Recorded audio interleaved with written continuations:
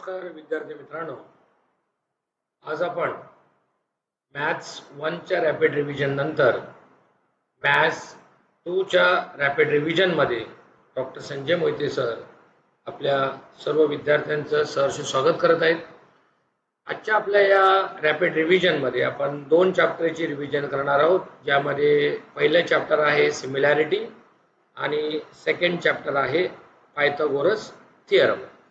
तर चला पाहू की मॅथ्स 2 मध्ये इयत्ता 10वी च्या प्रश्नांची उत्तरे लिहित असताना आपण कोणकोणत्या गोष्टींची काळजी घेतली पाहिजे जर माझं टार्गेट 90% पेक्षा जास्त मार्कांचं असेल तर आपल्याला उत्तर लिहित असताना जॉमेट्री मध्ये स्पेशली मॅथमॅटिकल आणि लॉजिकली जे आपल्याला लॉजिकली स्टेप्स लिहायच्या असतात त्या प्रॉपर असणं गरजेचं आहे। केवळ उत्तर बरोबर म्हणजे गुण मिळतात हा आपला जो समज आहे तो तिथे चुकीचा असण्याची शक्यता आहे। तर आपल्याला गणितामध्ये विशेषतः मॅथ्स 2 मध्ये लॉजिकल थिंकिंगचा जास्त वापर करावा लागतो, त्यामुळे आपली उत्तरामध्ये प्रत्येक उत्तराला ठराविक पायऱ्या असणं आणि क्रम असणं अत्यंत गरजेचं आहे। तर आता आपण येऊया आपल्या पहिल्या क्वेश्चनकडे।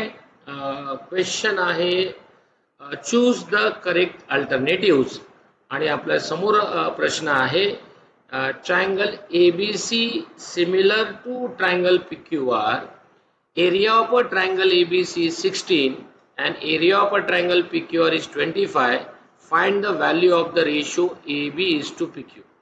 तर विद्यार्थी मित्रांनो, हा सिमिलॅरिटी चॅप्टर वरचा जो प्रश्न आहे यात मला प्रोव्हाइड केलेली माहिती आहे triangle ABC similar to triangle काय म्हटलेलं आहे PQR, हे मला दिलेली इन्फॉर्मेशन आहे। आता जो प्रश्न विचारला आहे की त्याच्या रेशोच्या बाबतीत म्हणजे एरियाच्या बाबतीमध्ये, so area of a triangle ABC divided by area of a triangle PQR। आपल्याकडे फॉर्म्युला आहे किंवा जी प्रॉपर्टी आहे, जर दोन ट्रायंगल सिमिलर असतील आणि त्याच्या एरियाचा रेशो घ्यायचा असेल तर it is square of the corresponding side, म्हणजे त्याच्या करस्पॉन्डिंग साइडचा तो स्क्वेअर इतका असतो। म्हणजे याला आपण म्हणणार रेशो ऑफ एरिया, हा शब्द असेल इथे ratio of area of similar triangle. आता इथे MCQ असल्यामुळे आपण त्याचं फक्त स्टेप्स लिहितो आहोत। आता याच्यात काय काय मला माहिती आहे तर ABC ची व्हॅल्यू आपल्याकडे 16 आहे, PQR ची व्हॅल्यू 25 आहे आणि विचारले AB square by PQ square, पण आपल्याला AB इज टू PQ ची व्हॅल्यू विचारले, म्हणजे मला आता हे 16 इज टू 25 ह्याला AB बाय PQ चा कॉमन स्क्वेअर घेता येईल आणि मला हा स्क्वेअर नको आहे, so I have to take the square root, म्हणजे दोन्ही बाजूचा मी आता स्क्वेअर रूट घेणार, तो स्क्वेअर रूट कॅन्सल झाला आणि हा झाला 4/5। सो याचा answer AB by PQ is equal to 4:5 असणे आवश्यक आहे दिलेल्या इन्फॉर्मेशन नुसार। तर ऑप्शन आपल्या समोर काय आहेत 16:25, 25:16, 4:5 आणि 5:4, म्हणजे हे 4:5 जे 4/5 आहे हेच आपल्याला 4:5 या पद्धतीने देखील लिहिता येतात आणि म्हणून आपलं करेक्ट आन्सर आहे ऑप्शन सी। सो मला माझ्या आन्सर मध्ये काय लिहायचं आहे ऑप्शन सी असा लिहायचा आहे। Now coming to the next question, दुसऱ्या प्रश्नाकडे आपण येऊया। आता find the perimeter of a square whose diagonal is 10√2 centimetre. आता हा प्रश्न विद्यार्थी मित्रांनो आपल्याला वेगवेगळ्या पद्धतीने सोडवता येतो, त्यातली एक पहिली पद्धत मी इथे दाखवतो।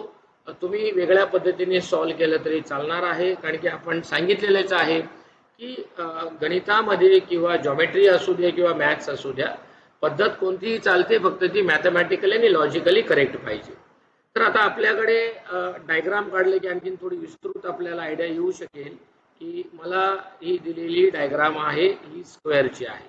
सो मी आता इथे it is not necessary diagram काढायची गरज नाही आहे, पण आपल्याला समजण्यासाठी मी इथे डायग्राम काढलेला आहे आणि इथे आपल्याला डायगोनल दिलेला आहे ज्याची लेंथ त्यांनी दिलेले 10√2 सेंटीमीटर.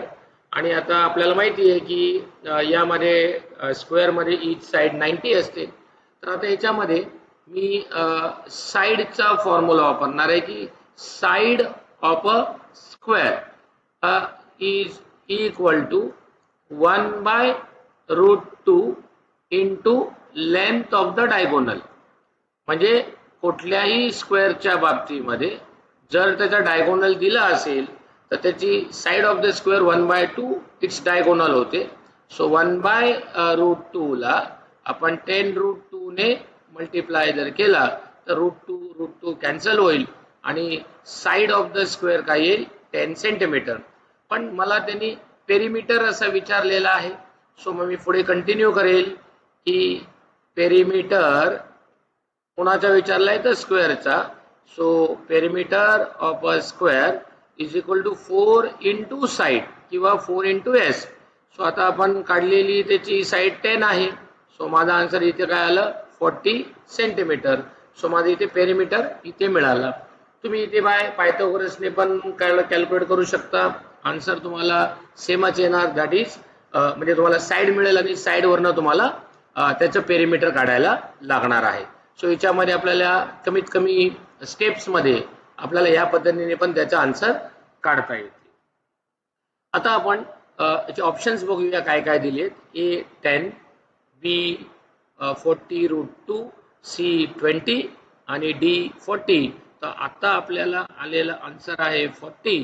म्हणजे माझा इथे ऑप्शन असणार आहे डी इक्वल टू काय 40 centimetre. So D equal to 40 centimetre हे त्याचं काय असणार आहे आन्सर असणार आहे. आता आपण नेक्स्ट क्वेश्चन कडे जाऊया. आता नेक्स्ट क्वेश्चन जो आपल्याला विचारलेला आहे की in a triangle ABC angle B is equal to 90 degree, A is equal to 60 degree, AC is equal to 14, then find BC. तर आपण दिलेल्या इन्फॉर्मेशनची डायग्राम काढूया. सो आता इथे clear cut right angle triangle दिला आहे म्हणून मी इथे एक राईट अँगल ट्रायंगल काढतो. So this is what we have आपला राईट अँगल ट्रायंगल. काय राईट अँगल ट्रायंगलचं नाव आहे ए आणि बी 90 आहे. सो मी तो लिहिण्यापूर्वी जरा काळजीपूर्वक पाहतो की बी 90 ला आला आहे का. सो बी 90 आहे आणि सी. सो ए ची व्हॅल्यू आता आपल्या इकडे किती आलेली आहे 60. So this is 60. सो आता आपल्याला त्यांनी प्रोव्हाइड केले की AC इज इक्वल टू 14. तो आता आपण त्या प्रूफ कडे जर आलो तर इन ट्रायंगल ABC कडे जर आपण आलो तर sum of all angle of a triangle 180 आहे. सो त्यानुसार मी अँगल C ची व्हॅल्यू किती काढणार आहे 30 डिग्री. मी इथे फक्त पॉइंट लिहितो, तुम्ही त्याला आणखी एलॅबोरेट करू शकता. Sum of measures of all angles of a triangle यानुसार C ची व्हॅल्यू किती आली आपल्याकडे 30. सो नाव हा माझा झाला आता 30. आता इनडायरेक्टली त्या डायग्राम कडे पाहिलं तर आपल्याला तो ट्रायंगल 30, 60, 90 चा झालेला दिसतो आणि आपल्याला विचारले BC म्हणजे 60 च्या अपोजिटची साइड. म्हणजे आता मला 30, 60, 90 च्या 60 ची अपोजिट साइड काय आहे BC is equal to √3/2 times of the hypotenuse. म्हणजे 30, 60, 90 च्या ट्रायंगल मध्ये side opposite to 60 is √3/2 times of the hypotenuse. म्हणजे इथे मी रिझन लिहू शकतो the side opposite to 60 degree. त्याच्यामध्ये 3/2 ॲज इट इज आहे. AC ची व्हॅल्यू आपल्याकडे आहे 14. 2 1 जा 2, 2 7 जा 14. सो BC इक्वल टू झाले 7√3 युनिट्स. म्हणजे मला जी आता इथे BC ची व्हॅल्यू काढायची आहे ती किती आहे 7√3 युनिट्स. ऑप्शन बघूया आपल्याकडे काय आहे. ए ऑप्शन 7√3, B 7, C 14√3 आणि D 14 आहे. So BC is equal to 7√3. म्हणजे करेक्ट आन्सर माझा काय आहे ऑप्शन ए असं त्याचं उत्तर आहे. आपल्याला त्याचे ऑप्शन्स अपेक्षित आहेत, पण पायऱ्या पण आपल्याला माहिती असल्या पाहिजेत, कारण ऑप्शन पर्यंत पोहोचण्यासाठी पायऱ्या कंप्लीट करणं गरजेचं आहे. नेक्स्ट क्वेश्चन आपल्या समोर आहे. In triangle ABC AB equal to 10, AC equal to 7 आणि BC इक्वल टू 9. तर आपल्याला विचारले की साइड AB काढा. आता या प्रश्नाचं उत्तर सोडवत असताना कीवर्ड्स बाळांनो खूप महत्त्वाचे आहेत, की ज्या ज्या वेळेला मीडियन हा कीवर्ड येत असेल तर समजायचं की आपल्याला अपोलोनियस थिअरम यूज करायची आहे. मिड पॉइंट असा शब्द आला की आपल्याला अपोलोनियस थिअरम यूज करायची आहे, याचे कीवर्ड आहे. तर सर्वप्रथम आपण डायग्राम काढूया. आता दिलेल्या इन्फॉर्मेशन प्रमाणे मी इथे एक डायग्राम काढतोय. ट्रायंगलचं नाव आहे ABC. So I will write A, B and C. आता यात आपल्याला काय दिलंय? AB equal to 10, BC equal to 9 आणि पुढे म्हटलंय the find the length of the median. Median कुठून ड्रॉ केली आहे? From the point C. आता पॉइंट C वरनं मी जर मीडियन इथे ड्रॉ केला तर तो ऑटोमॅटिकली AB वर येतो. आता तो मीडियन काढला तर मी इथे M घेतला, म्हणजे M काय झाला? AB चा मिड पॉइंट झाला. म्हणजे हे 10 आहे तर हे 5 आणि हे काय होणार? 5. म्हणजे मला आता पहिले इथे लिहावं लागेल की AB is equal to 10, reason is given. मग सेकंड पॉइंट मध्ये MA is equal to MA म्हणजे हा is equal to MB is equal to half of AB म्हणजे AB चा तो निम्मा आहे. सिन्स काय आहे? M is a midpoint. M त्याचा मिड पॉइंट असल्यामुळे मीडियनला मिड पॉइंट कनेक्ट करतो, त्यामुळे तो त्याचा हाफ झाला. मग आता इथे मला MA equal to MB is equal to half. AB ची व्हॅल्यू आहे 10, ज्याला आपण काय म्हणणार? गिवन किंवा फ्रॉम 1 मध्ये मला ती दिलेली आहे. मग आता इथे मला दोन व्हॅल्यू मिळाल्या. MA equal to MB is equal to काय झाले? 5 युनिट्स. आता ही MA ची व्हॅल्यू मिळाली, MB ची व्हॅल्यू मला मिळाली आहे.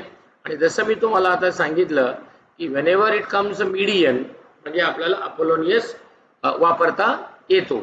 आता इथे मला CM ची व्हॅल्यू काढायला सांगितले. त्यांनी म्हटलंय ना की लेंथ ऑफ द मीडियन. मग आता मला CM ची व्हॅल्यू काढायची असेल तर आपण AC square equal to AC square plus BC square, AC square plus BC square is equal to 2CM square plus 2MA square असं लिहायचं वाक्य. काय लिहिले पहा मी?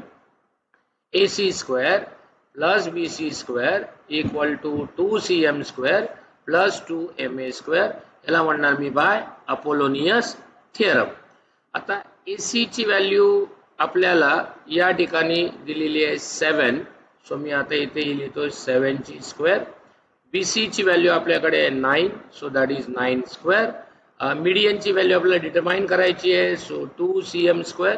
आणि MA ची व्हॅल्यू आता इथे जस्ट आपण इक्वेशन 2 मध्ये काढलेली आहे. दॅट इज 2 इंटू 5 चा स्क्वेअर. आता याचं एक्सपान्शन करूया आपण, म्हणजे या व्हॅल्यूचं स्क्वेअर करूया. 7 square 49, 9 square 81, 2CM square 2, 5 square घेतला तर तो 25 होईल. आणि आता 49 plus 81, 9 plus 1 is 0 and this is become 130. हे 130 होतील. हे 25 इथे मायनस केले तरी 50 होतील, which is equal to 2CM square. 130 मधून आपण 50 मायनस केले तर आपल्याकडे 80 शिल्लक राहतील. 2CM square. पुढे पायरी आपण करूया. 80 ला 2 ने डिवाइड केले तर CM square is equal to काय येतील? 40 येतील. पण आता हे जे 40 आहेत हे आपल्याला परत याचे फॅक्टर पडता येतात. And that is what 10 into 4 is equal to CM square. त्या दोघांचा आपण स्क्वेअर रूट घेणार आहोत. सो 4 आले, 10 आले, CM आला, square root cancel, therefore CM is equal to 2√10 units आलेला आहे. आता आपल्याला जो बाळांनो प्रश्न विचारला आहे तो आहे find the length of the median. मग मला इथे माझ्या उत्तरात वाक्य लिहायला लागेल की length of median is 2√10 units. असं परिपूर्ण उत्तर असणं अपेक्षित आहे प्रश्नाला धरून. आता आपण या नेक्स्ट क्वेश्चन कडे जाऊया. नेक्स्ट क्वेश्चन मध्ये आपल्याला एक डायग्राम दिलेला आहे आणि आपल्याला प्रूव्ह दॅट विचारलंय AP by PB equal to AQ by QC. हे आपण प्रूव्ह कसं करणार आहोत की कशा पद्धतीने आपल्याला ते प्रूव्ह करता येईल. तर आता या ठिकाणी आपल्याला जे प्रूव्ह करायचं आहे की साइड्स आर प्रपोर्शन, म्हणजे या डायरेक्टली काय दाखवायच्यात मला, साइड्स आर प्रपोर्शन. तर दोन साइड्स प्रपोर्शन किंवा सिमिलॅरिटी चॅप्टर मध्ये आपण बघितले की साइड्स आर प्रपोर्शन कधी असतात, जेव्हा दोन ट्रायंगल सिमिलर असतात. म्हणजे मला दोन ट्रायंगल काय दाखवायला पाहिजेत, सिमिलर दाखवायला पाहिजेत आणि त्या सिमिलॅरिटी नुसार मला ते प्रपोर्शन मध्ये दाखवायला पाहिजे. सो आता आपण स्टार्ट करूया. जर आता मला AP बाय PB पाहिजे आहे तर मी आता दोन ट्रायंगल घेतो. इथे माझ्याकडे दोन ट्रायंगल आहेत. पहिला आपल्याकडे असेल छोटा triangle in triangle APQ and triangle मोठावाला ट्रायंगल आहे ABC. आता या ट्रायंगल मध्ये आपण पाहिलंय की when the two triangles are similar, सिमिलरिटीचे टेस्ट आपण बघितले आहेत ज्याच्यामध्ये SAS टेस्ट आहे, SSS टेस्ट आहे, AA टेस्ट आहे. तर आता इथे मला जी इन्फॉर्मेशन प्रोव्हाइड केलेली आहे त्यानुसार आपण पाहूया. Angle APQ is equal to, म्हणजे बघा हा अँगल 60 दिलाय आणि हा अँगल पण मला काय दिलाय 60. So angle APQ is equal to, or you can say measure of angle. आता इथे मी इक्वल टू का लिहिलं की दोघांचं मेजरमेंट दिलेलं आहे मला, म्हणून दिस इज 60 डिग्री, कारण की हे आपल्याला काय केलंय प्रोव्हाइड केलेलं आहे. सिमिलरली जर आपण बघितलं तर angle PAQ is equal to angle BAC.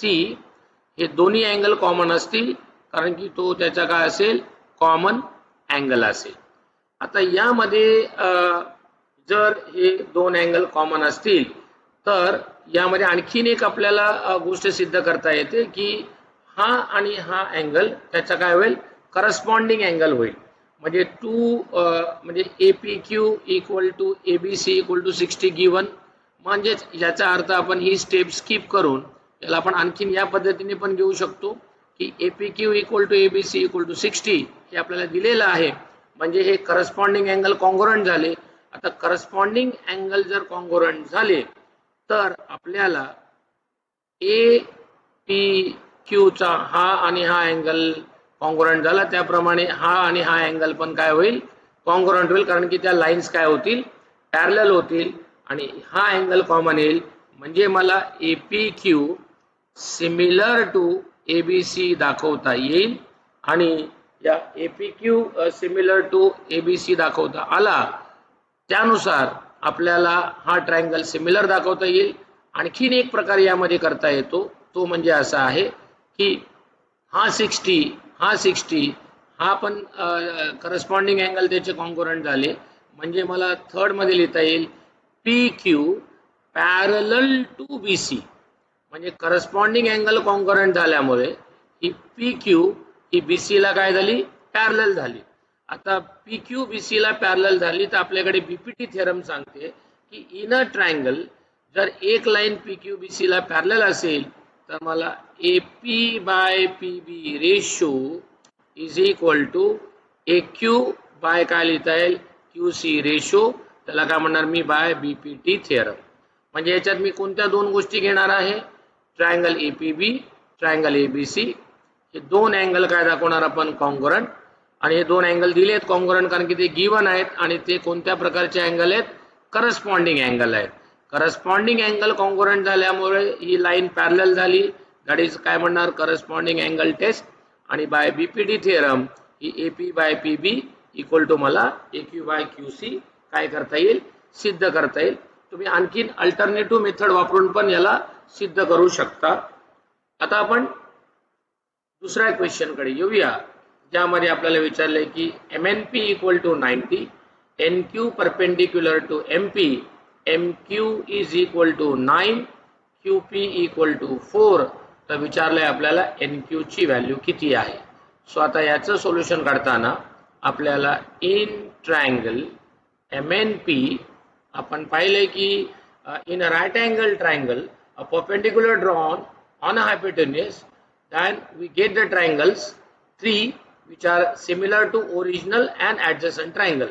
म्हणजे याचा अर्थ असा आहे की ज्या वेळेला आपण राइट अँगल ट्रायंगल मध्ये परपेंडिक्युलर काढतो तर तो काढलेले ट्रायंगल सिमिलर असतात, त्याचे साइड प्रपोर्शन असतात. शॉर्टकट मध्ये असं आहे की NQ हा MP चा काय आहे मीडियन आहे, मिड पॉइंट आहे किंवा जॉमेट्रिक मीन आहे. म्हणजे मला in triangle MNP NQ square is equal to MQ into QP लिहिता येईल. याला म्हणणार मी जॉमेट्रिक मीन थिअरम. जॉमेट्रिक मीन थिअरम किंवा प्रॉपर्टी. आता NQ ची व्हॅल्यू मला डिटरमाइन करायची आहे.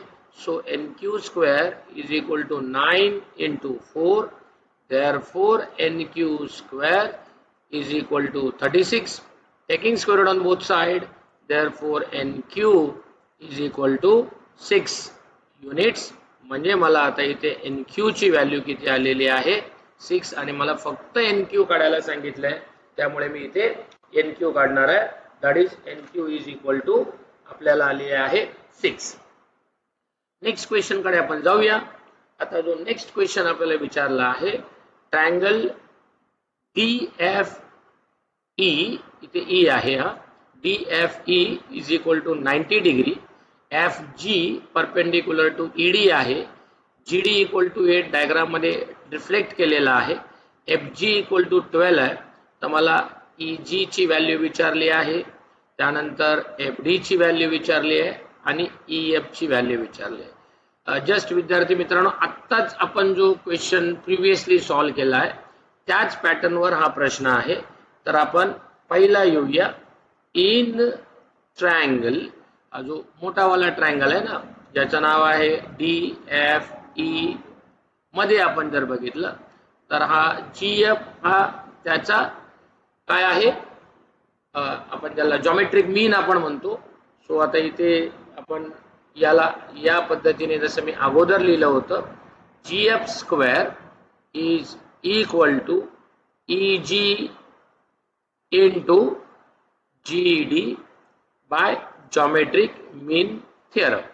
आता हा जो GF आहे तो आपल्याला दिलेला आहे दॅट इज 12 चा स्क्वेअर. EG आपल्याकडे कॅल्क्युलेट आपल्याला करायचं जो दिलेला नाही आहे आणि GD ची व्हॅल्यू आपल्याकडे किती आहे 8.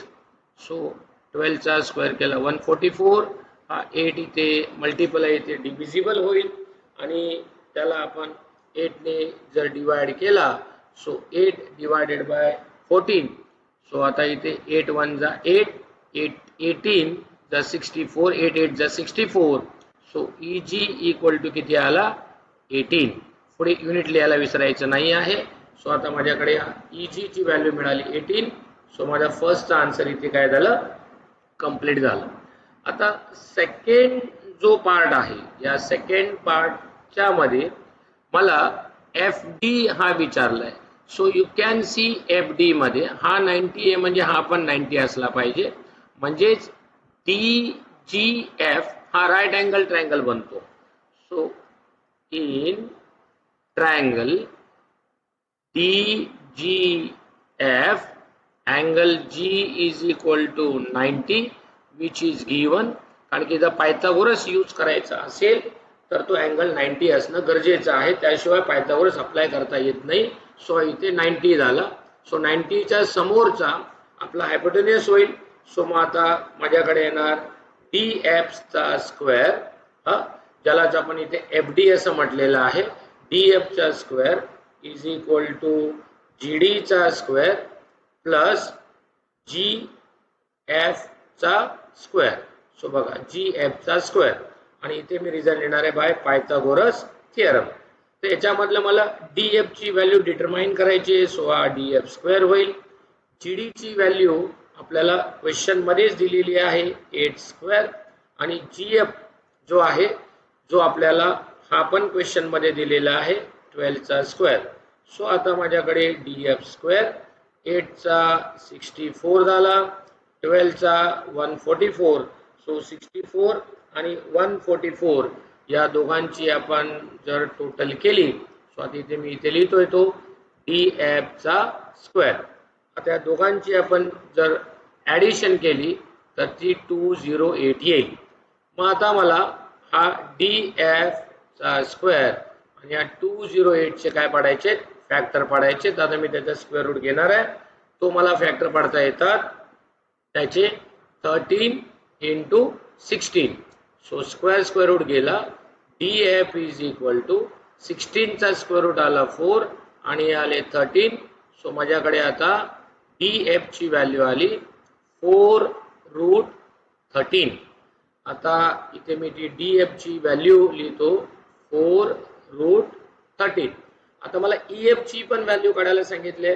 मग पुन्हा एकदा आता आपण मोठ्या ट्रायंगल कडे येणार. इन ट्रायंगल DFE, हा जो आपला DFE मोठा ट्रायंगल आहे त्याच्यामध्ये अँगल F इक्वल टू काय दिलाय 90, ज्याला मी म्हणणार काय आहे G1.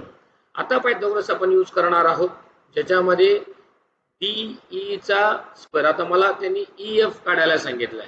सो DE चा स्क्वेअर जो आपला हायपोटेन्युअस आहे प्लस आता DE चा square is equal to EF चा स्क्वेअर प्लस कशाचा स्कोर आहे आपल्याकडे FD चा स्क्वेअर बाय पायथागोरस थिअरम. आता इथे DE जो आहे तो 18 प्लस 8 असा मला त्याची टोटल करता येईल. सो 18 प्लस 8 घेतला तर तो 26 चा काय होईल स्क्वेअर होईल. EF आपल्याला डिटरमाइन करायचा आहे आणि FD ची व्हॅल्यू आपल्याकडे काय आहे 4√13 चा काय आहे स्क्वेअर आहे. आता तुम्ही त्याचा स्क्वेअर स्वतः करणार आहात आणि EF square is equal to 4√13 म्हणजे किती आले आपल्याकडे 208.